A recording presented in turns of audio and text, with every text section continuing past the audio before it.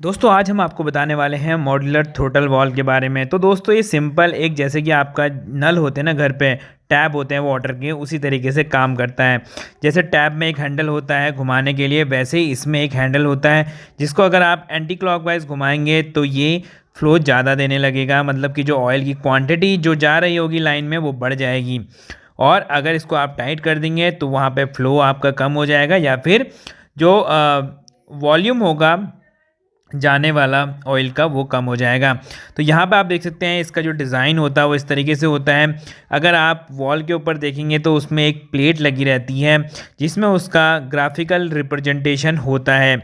Graphical representation का मतलब है दोस्तों कि वहाँ पे उसका सर्किट बना रहता है, क्योंकि हम वॉल को अंदर से नहीं देख सकते, बट अगर हम सर्किट को देखना जानते हैं तो हम इजीली आइडेंटिफाई कर सकते हैं कि इसमें कौन सा ये वॉल्व है और किस काम के लिए लगा हुआ है। तो यहाँ पे पी, टी, बी और ए आपको लिखा हुआ मिलेगा, जिसमें पी होता है प्रेशर पोर्ट, मतलब कि वहाँ पे मेन जो पंप है उसका प्रेशर वहाँ पे उस लाइन में जाएगा। टी मतलब जो टैंक से लाइन जुड़ी हुई है, और बी और ए होते हैं एप्लीकेशन पोर्ट, जो कि एप्लीकेशन मतलब कि एक्चुएटर पे जा रहे होते हैं। जैसे सिलेंडर में अगर डबल एक्टिंग है तो वहाँ पे दो पोर्ट होते हैं, जो कि हम उसे बोल सकते हैं वो ए और बी के थ्रू वहाँ पे ऑयल जाता है। उसके बाद यहाँ पे आप फ्लो कंट्रोल वॉल का सिंबल देख रहे होंगे, तो ये वेरिएबल फ्लो कंट्रोल का सिंबल है, क्योंकि जो एरो होता है वो वेरिएबल को प्रदर्शित करता है। तो अगर एरो यहाँ पर लगा हुआ है इसका मतलब हम इस वॉल के थ्रू फ्लो को चेंज कर सकते हैं। अगर ये फिक्स होता है तो वहाँ पे हम उसको चेंज नहीं कर सकते थे, जो फ्लो डिसाइडेड है वही फ्लो आगे जाएगा। उसके बाद यहाँ पे आप देख सकते हैं, यहाँ पे 5 होल देख रहे हैं जो कि माउंटिंग के रहते हैं। माउंटिंग के 4 होल होते हैं, सॉरी, तो 5 होल ये रहते हैं। ये जो पोर्ट आपको दिख रहे होंगे ये पोर्ट ही दिखाता है। तो यहाँ पे बीच वाला जो पोर्ट होता है वो पी पोर्ट होता है, मतलब कि प्रेशर आता है। उसके साइड वाले ए और बी एप्लीकेशन, और उसके नीचे वाले होते हैं टी ए और टी बी, जो कि टैंक में जाते हैं। तो यहाँ पे आप देख सकते हैं, अगर मैं जो ये रोटेटिंग हैंडल है मेरा, रोटेटिंग नॉब भी इसको कहते हैं, जो कि लेफ्ट में आपको दिख रही होगी, तो अगर मैं इसको क्लॉकवाइज रोटेट करूँगा तो जाहिर सी बात है फ्लो हमारा रिड्यूस होगा। और अगर एंटी क्लॉकवाइज हम करेंगे इसको, एंटी क्लॉकवाइज मतलब उल्टा डायरेक्शन, घड़ी के उल्टे डायरेक्शन में, मतलब जो घड़ी घूमती है उसके उल्टे डायरेक्शन में, उसको एंटी क्लॉकवाइज बोलते हैं।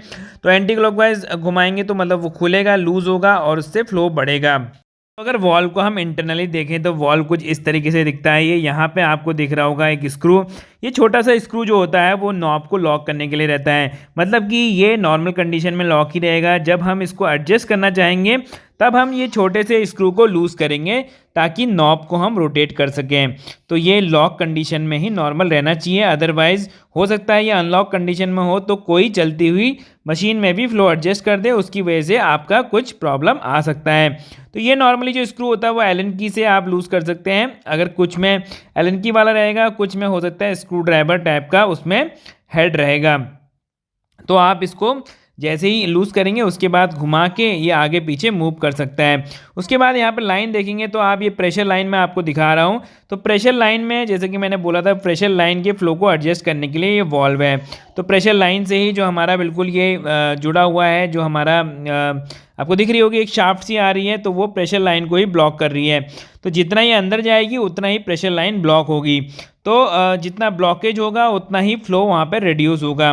तो इस तरीके से नॉब को अगर हम क्लॉकवाइज घुमा रहे हैं तो ये जो शाफ्ट है वो आगे की तरफ बढ़ती है और जो रास्ता है उसको ब्लॉक करने की कोशिश करती है।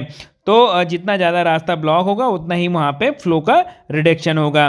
फिर इसको डिसाइड करता है वॉल्व जो इसके ऊपर लगा रहता है कि वो ए में जाना है या टी पोर्ट में जाना है। उसके बाद जैसे कि मैंने बताया था ग्राफिकल रिप्रेजेंटेशन देखें, तो वॉल के ऊपर जो रिप्रेजेंटेशन होती है वो लेफ्ट साइड में होती है, जो कि मैं दिखा रहा हूँ पी, टी और बी है वहाँ पे लिखा रहता है।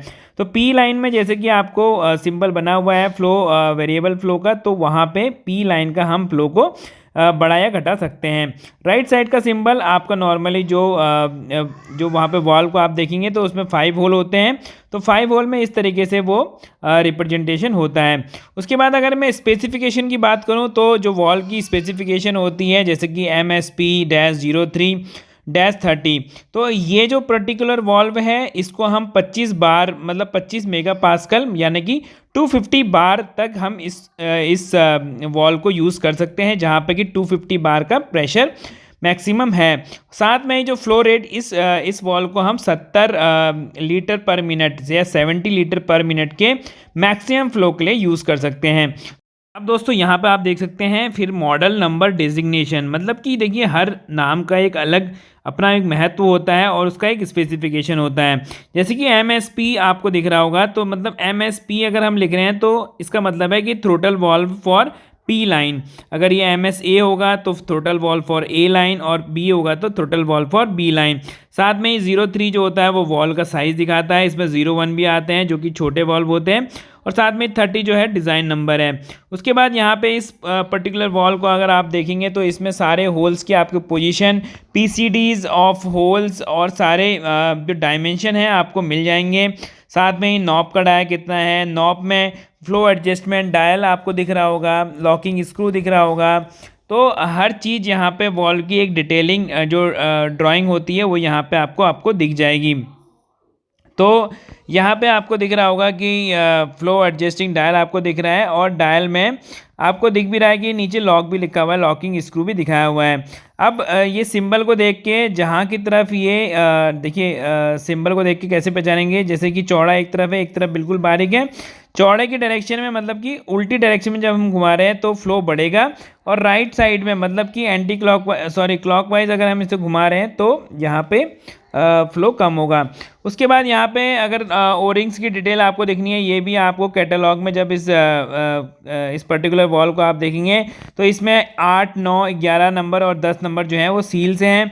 तो सील्स की डिटेल भी यहाँ पे दी हुई है, जैसे कि 8 नंबर है बैकअप रिंग, 9 नंबर है ओरिंग, ओरिंग की वहाँ पे आपको पार्ट नंबर भी पूरा दिया हुआ है। तो इस पार्ट नंबर को आप सप्लायर को देख के ओरिंग भी प्रोक्योरमेंट कर सकते हैं। तो दोस्तों ये मोटी मोटी डिटेल थी जिसको आप जान के आप हाइड्रोलिक से रिलेटेड सर्किट को समझ सकते हैं और हाइड्रोलिक प्रॉब्लम्स को रिजॉल्व कर सकते हैं। आशा करता हूँ ये वीडियो आपको अच्छा लगा होगा। फिर मिलेंगे एक और नए टेक्निकल टॉपिक के साथ, तब तक के लिए दीजिए इजाज़त। नमस्कार, जय हिंद, जय भारत।